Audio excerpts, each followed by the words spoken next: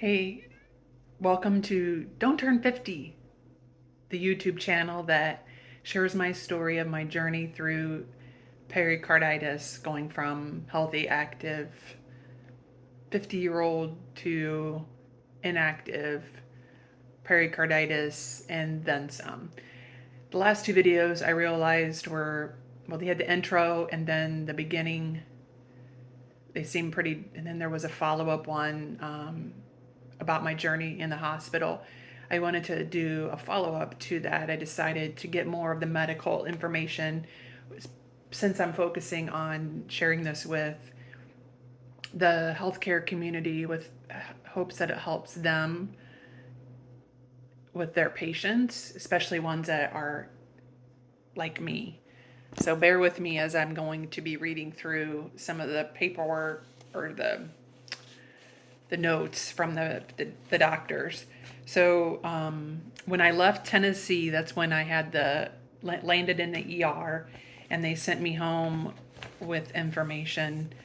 I made copies of a lot of things, but you'll see on here, this is what Dr. McRae had written on his business card to give to my cardiologist, Dr. Wagdy. And it says pericarditis with small pericardial effusion, normal troponins, elevated CRP. I don't have that result with the CRP.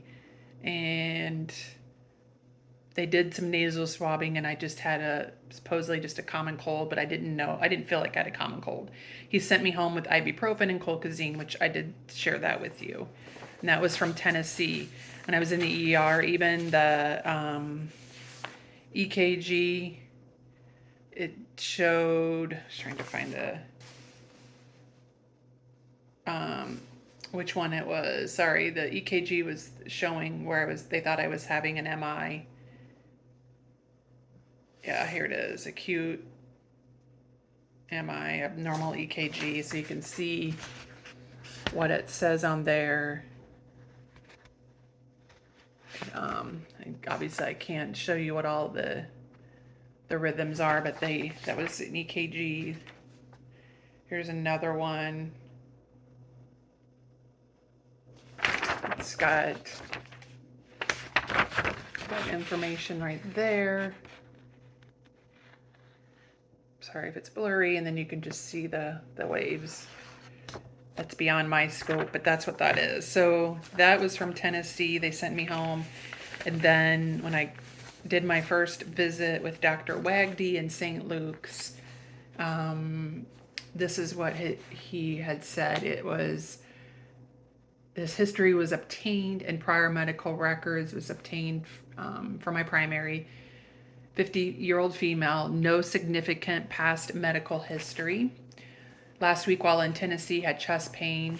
I was admitted because of an abnormal EKG, which revealed ST elevation inferiorly, which was probably due to pericarditis. That's the thing I want to point out was, let me finish this. Echocardiogram revealed normal left ventricular size, systolic function without any significant valvular heart disease. I do have a patent Foreman oval PFO with a large right to left shunt by air contrast technique. Cardiac cath revealed normal coronary arteries. Hell of a way to find out, but they're normal. I would start on colchicine on the premise of pericarditis. She has chest tightness and shortness of breath with walking. And then they revealed that, personally reviewed her echo, which revealed at least moderate pericardial effusion without any echocardiographic signs of tamponade. There is a significant right to left shunt through patent format, the PFO, basically. So that was the start of my visit with Dr. Wagdy on March 3rd. So it was right after I got home from Tennessee. And he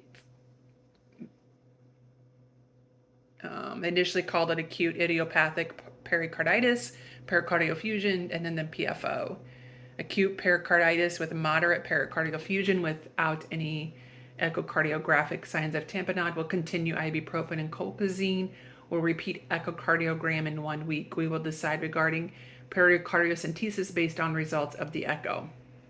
The PFO may be reevaluated later with a transesophageal echocardiogram to assess the need for closure and to rule out atrial septal defect. So that was my initial visit with Dr. Wagdy. I ended up getting the echo done that was on March 3rd. There was an echo then scheduled on March 7th. And that's when that night he called me that evening. Dr. Wagdy actually called me himself. It was like 7:30, 8 o'clock that night, and said he did not like my echo because it starting to go into my lungs for pleural effusions, and that he wanted to see me in the office the next day. And that's when he saw me the next day on Tuesday, March 8th. And he's starting me on still on colchicine, I should say. That started in Tennessee. It was 0.6 milligrams BID.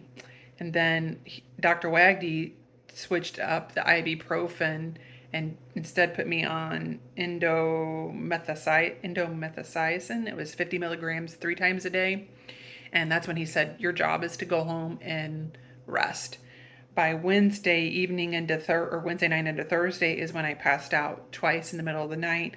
I called them on Thursday the 10th and told them about passing out, and that's when he was pushing me to go to the ER, but I refused because the ER, there's nothing they've been able to do for me. So I ended up having the pericardiocentesis done on March 10th.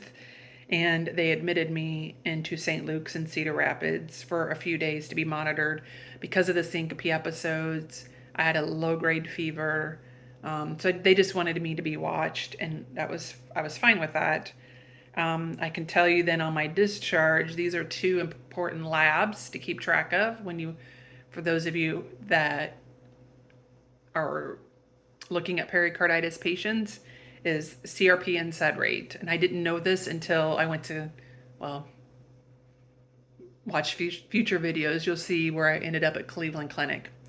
But my sed rate upon discharge at St. Luke's on March, what day was that? Thursday, DC, March 12th. Somewhere in between March 10th and March 12th, after the pericardiocentesis. So March 11th or March 12th, my sed rate was 91. Normal is less than 30. And my CRP was 80, and normal is less than 0.6. So you can see how much inflammation I had. And that was after they removed the fluid from around the pericardium. And then on March 12th, I was discharged home on a heart monitor to wear for 30 days. I had the patch and the sensor, and then you had the monitor. And then I also then was started on prednisone, and I was to be tapering at 10 milligrams per week. And I didn't look that up. I'm guessing I was discharged at a high dose of prednisone. I don't have that in front of me. Because at 10 milligrams a week, that's quite a bit. So fast forward now to March 24th.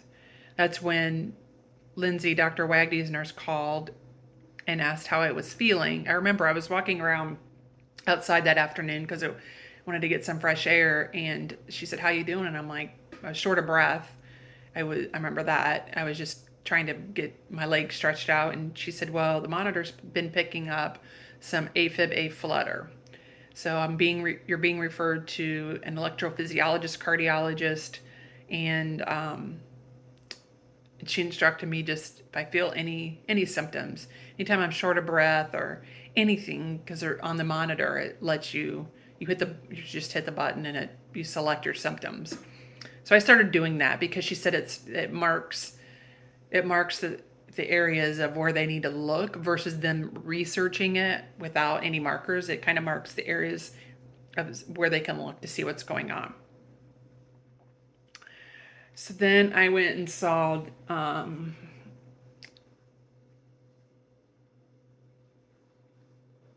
think I saw, no, I hadn't seen Dr. Farid yet. So I had an appointment with Dr. Farid. It was, that was a few months down the road when I had to end up having to see him. But now let's get to the next step. I think I'm caught up to where I've gone through. Okay, I think I've gotten a summary, a wrap up, things that are important to know.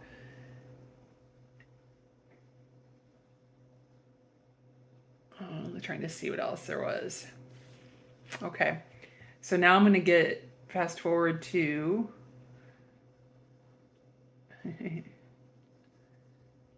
I started tapering on the prednisone as instructed. So I was discharged on March 12th, and doc said to taper 10 milligrams every week. So I started tapering. I'll look back at my dates here. Bear with me. I'm trying to get there's a lot to look at. Oops, wrong way. So let's go back to March. Make sure I have them right. So it's discharged on March 11th, I should say. That was a Saturday, not March 12th, March 11th. March 12th is when I started the prednisone. So I was discharged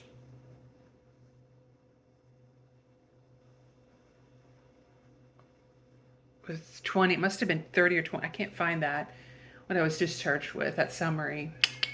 Anyway, whatever dose it was with prednisone, a higher dose. So I did I was doing my taper March 12th that week. I went down to, I must have been 20 milligrams. And then the following week, it was time for me to go down to 10 milligrams, which I did. And by that Friday on March 24th is when it was later that day, I'm like, the fluid's back. I can feel it. Like, you just know the pressure, it's uncomfortable. I don't recall checking my fever, but you can tell I just had a low-grade fever. Having a low-grade fever with pericarditis is normal. With flare-ups, when there's fluid, it's just normal to have a low-grade fever.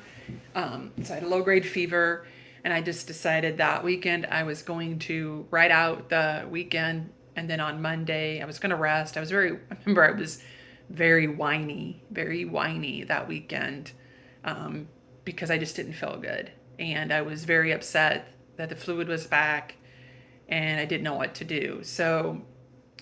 Or I didn't know what was to come, I should say, not to do. So decided just to rest that weekend. And on Sunday, my brother and his family were coming through, and they were going to stay the night. Or they stayed the night in Waterloo, where I live.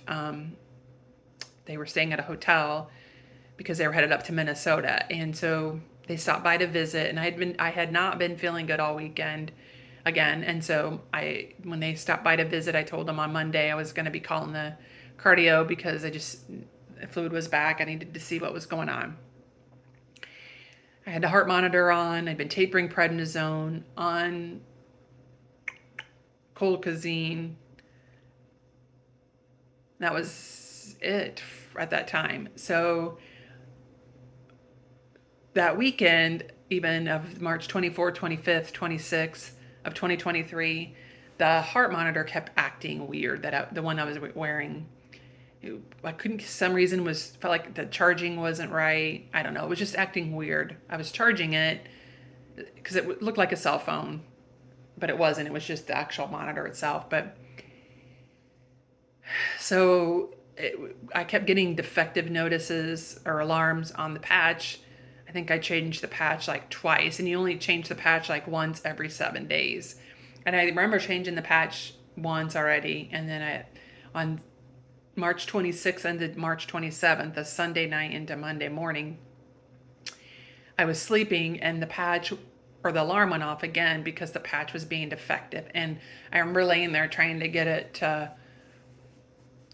fixed. I didn't know what was going on. I was just checking out as I was laying there. And so then I finally was like, screw it, I have to get up and change everything out on it again. So this is like 2 or 3 in the morning. And all the heart monitor, sleeping in my bedroom. I have a bathroom offside my bedroom, and I'm sleeping. And all the heart monitor, the box of stuff was on my kitchen table. So I came in, got up, walked into my kitchen to grab the heart monitor stuff, and I thought, you know what? I'm tossing and turning. I'm just gonna go lay on the couch. I went and got a sheet and a pillow and a blanket to put on my couch. So once I changed the patch, I was gonna lay on my couch and just lay on there for a while. And I grabbed once I got all that laid out on the couch, I grabbed my monitor.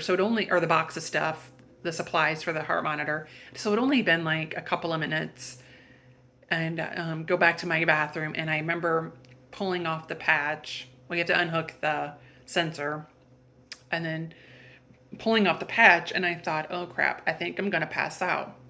And I remembered I was going to go sit on the toilet, which is right there by the sink. It's not a big bathroom. And I went to go to sit down, and next thing I know, I wake up, I'm on the floor, and my head is resting on the shower stall, the the platform. It's a walk-in shower, and it was laying on there.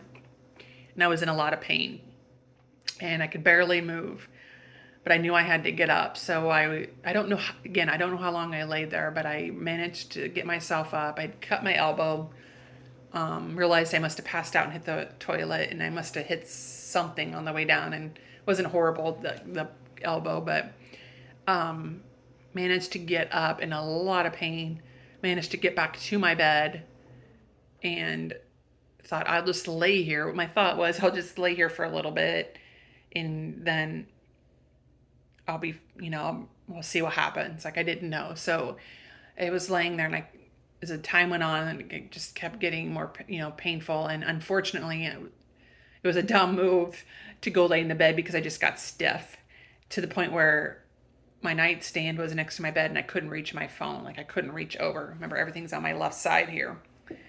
So I managed to do you can do the OK, whatever phone you have, Apple or Android. You can say the name of to get it to voice what it needed to do. By then it's like 5 in the morning, and I had the phone call, or I had it call my brother, Brandon, and he answered right away, of course. And I told him what was going on. And I live in a complex where you have to have a key to get in the building.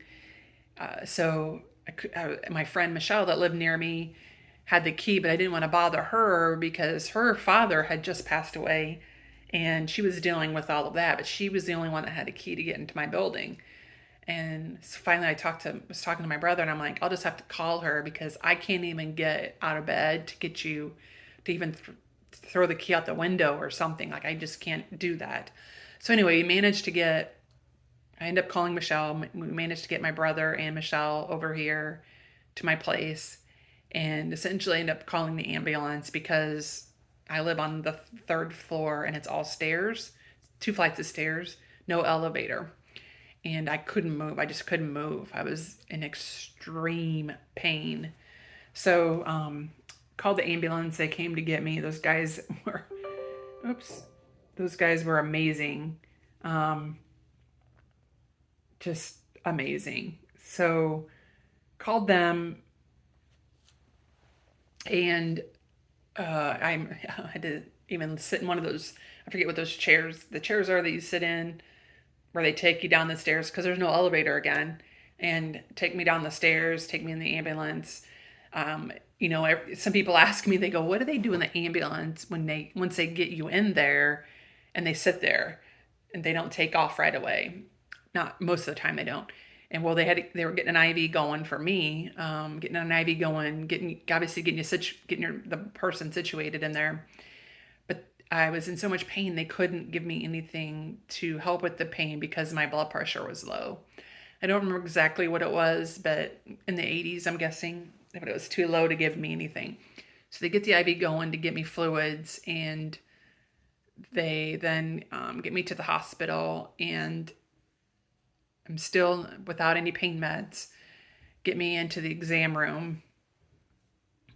And this is the dumbest thing that I don't understand, but they do it. The nurse practitioner comes in, and because remember, they moved me from the chair that they took me down the stairs into their ambulance, the bed, the car, whatever they call it, put me in the ambulance, drove to the hospital, so over bumps, railroad tracks, curves, no pain meds this entire time.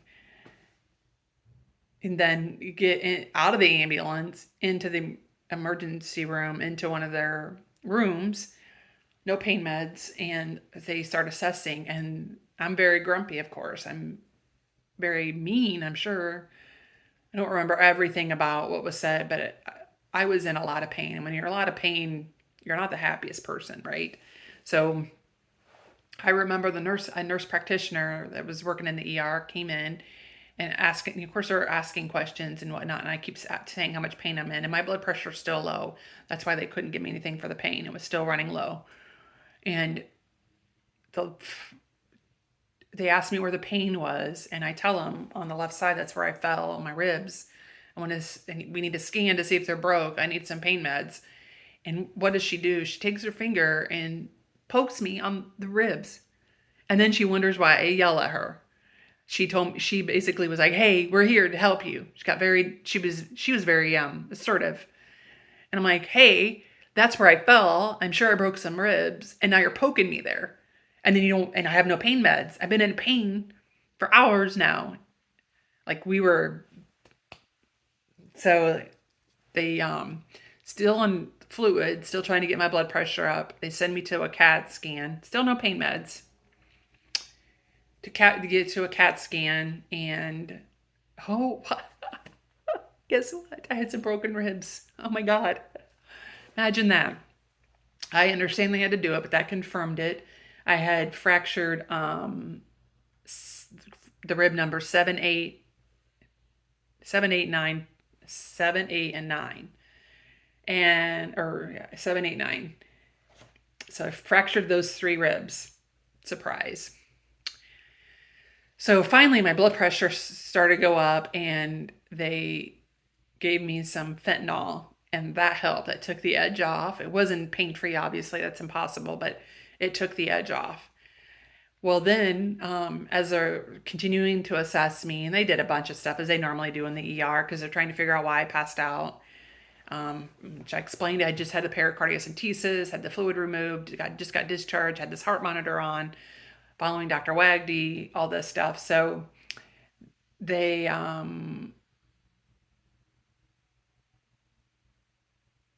also, when they did the chest x-ray, this is CAT scan, this is something for you to know.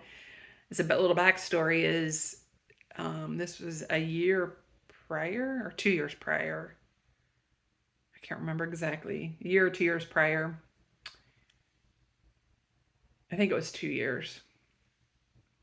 Anyway, I had slipped in my shower, and I remember what happened. I came home from the gym from a workout, feeling fine. I was feeling fine. Came home from the gym, went to shower, and get ready for my work day. And when I put my foot in the walk-in shower, it slipped. I remember everything. I didn't put my foot, just slipped. Wasn't being cautious or whatever. I don't know. It just slipped, and I landed on the right side. And I went to urgent care. Who don't waste your time with urgent care. It's a joke, a flippin' joke. I'll save that for another day. Essentially ended up in the ER, and they did an x-ray and said there are no fractured ribs, which shocked me because of the pain I'm in. And I like to think that I could tolerate some pain. Like pain is pain, and everybody reacts differently to pain. But I was in a lot of pain, and they said there were no fractured ribs, but I was like, okay, I'm glad that there aren't any.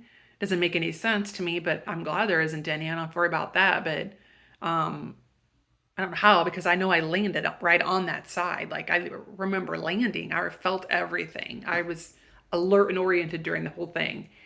And they just said you must have pulled some muscles, hit some nerves. and they gave me a cocktail of stuff to do for pain management. And I remember when they said, "Are you able to walk out of here?" And I said, So I had to get up and move to do something, get up out of the bed and move. And I said, "You saw what I just did. I could barely move, and now you want me to walk out of here?" I don't know that that's too wise because I can barely move. So anyway, that was a whole nother debacle. So remember that they did just a standard chest x-ray and there were no fractured ribs. Fast forward to this day, March 26th, well, March 27th now, it's a Monday. And they confirmed that I had the 3 fractured ribs on the left side. And then they go, "Did you do something to your right side in the past? Because we show that there are some healed ribs." Guess what? They were fractured. Not that it matters because there isn't anything special that they can do for fractured ribs, but sure in the hell would have been nice to know because then it changes sometimes how you handle yourself. So anyway, chest x-rays don't show everything, or x-rays don't show everything. That's just the beginning step. If a patient's complaining of the extreme pain and then you say there's no fractures and there's still a lot of pain, and I was passing out and there was, a lot of things that went on at that time, why wouldn't you do a CT scan just to be sure? Poor. Anyway, that was a different hospital and I won't go back to that one. This one I'm at was Allen and they were great. So the CAT scan had showed the rib fractures on the left side. The 3 of them. I was just reading this and I find this interesting as much as I've read these. It did also show mild pericardial effusion. So I still had some pericardial effusion and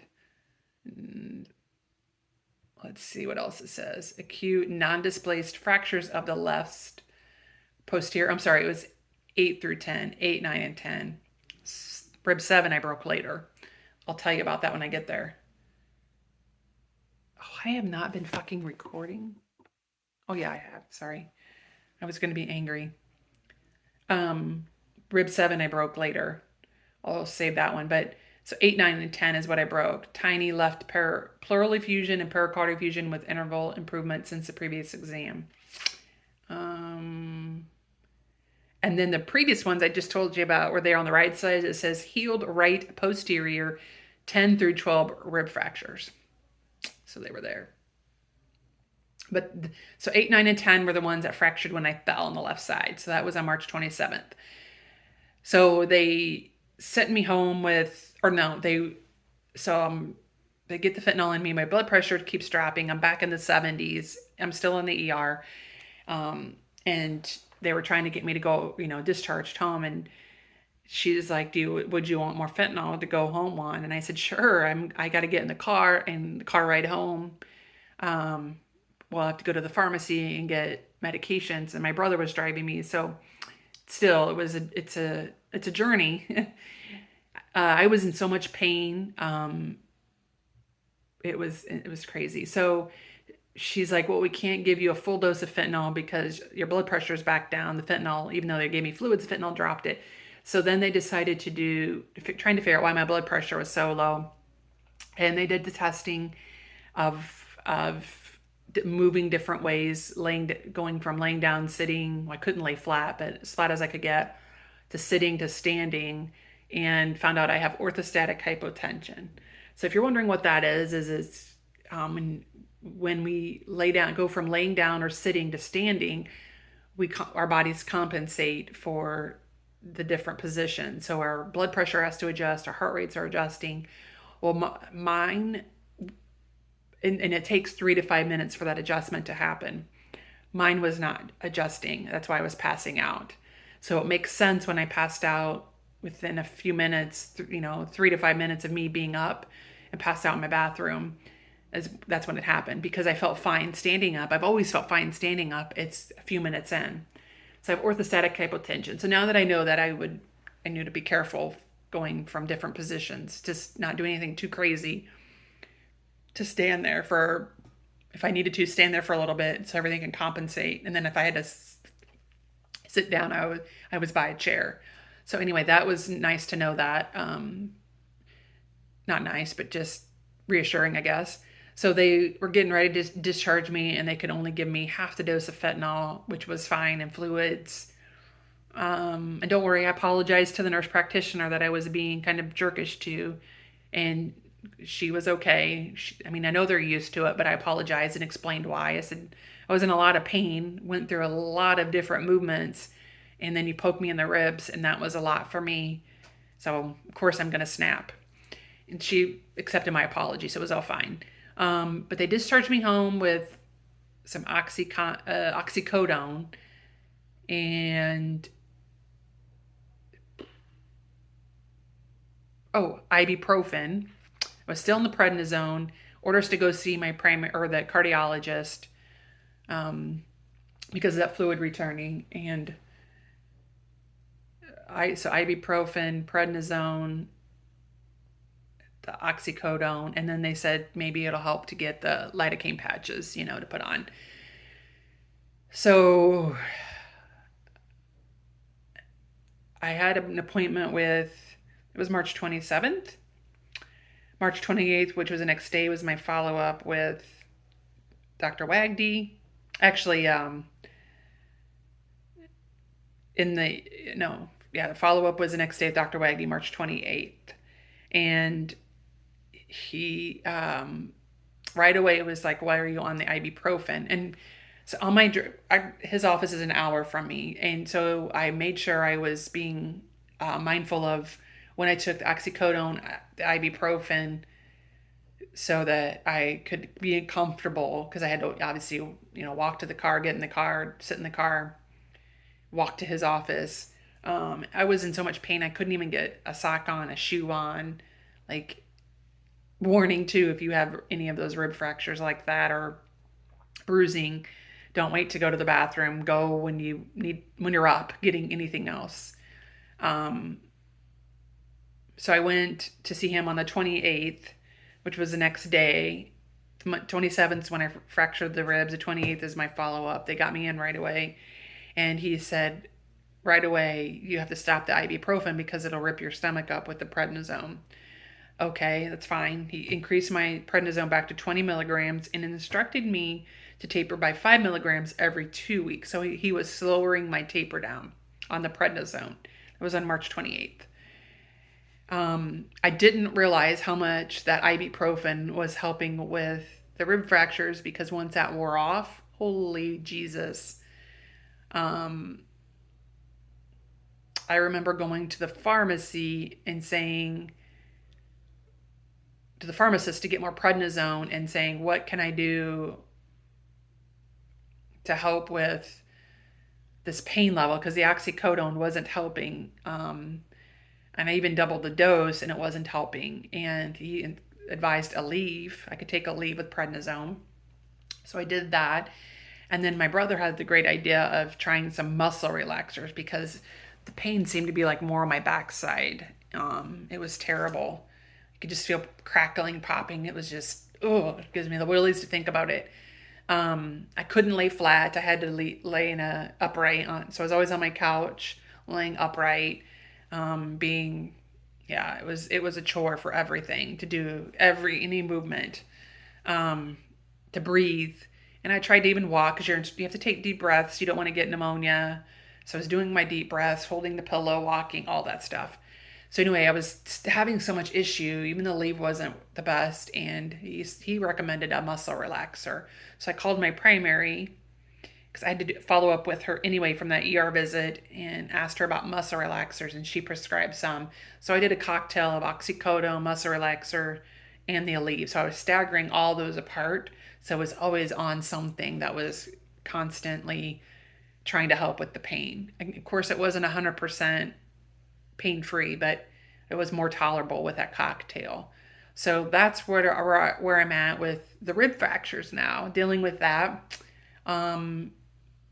Disappointed in that, because I know it's the long healing process.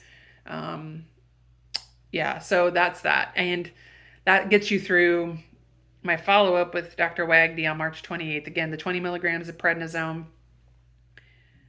and to taper 5 milligrams every 2 weeks. And I think I was to see him in like a month, Dr. Wagdy, the cardiologist. So that's where I'm at. The one thing I'll wrap up with this, and you're going to hear me say this constantly, because I have more to come. Like I said, when it rains, it pours. Rib fractures isn't it. There's more to come. Trust me.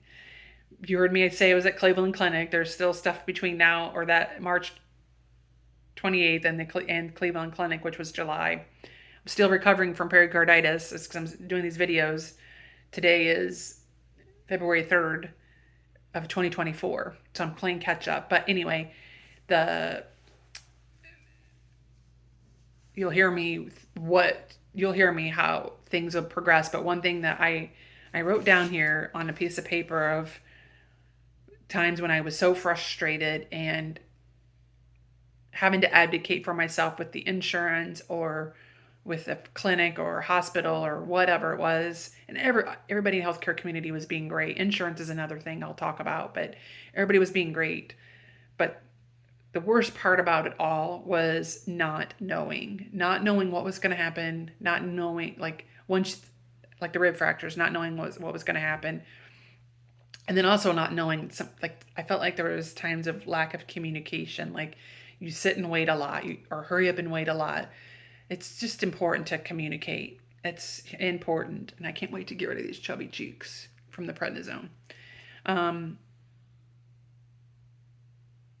Also, it's important for people that are you're as a patient. Don't ever feel like you're a bother. Um, they're being paid by our insurance, and then if you have any out of pocket, so you're paying them. Essentially, they're caring for you, and you want to respect the healthcare community, but you're not a bother to them. The squeaky wheel gets the grease, and that's what I learned out throughout this whole process. So communication is important with your patients. Communication is important to your doctor's offices too. When they say the dumbest question is when they say, "How are you?" Which they shouldn't. They should never say that. But if they do, then you need to explain what's happening. Don't say I'm fine. That's that's usually the start of them. They're actually wanting to know what's going on. Um, and then don't ever feel like you're a bother. Call and ask questions. They're there to take care of you. Um, and remember that as in the health, for those of you working in the healthcare community, that's your job, is to communicate with the patients. And I know you've got a lot on your plate. I get it. Trust me, with the job I do, I get it. But you got to communicate, and not leave patients hanging. The not knowing, the lack of communication was rough. And then I learned not to be a bother. Call, ask questions. That's all you can do, is ask questions and get information. Knowledge is power. So I'm going to leave you with that. I went longer again than I expected, but I'll leave you with that. And I'll be back for what happens in April of 2023. So stay tuned. Of Don't Turn 50.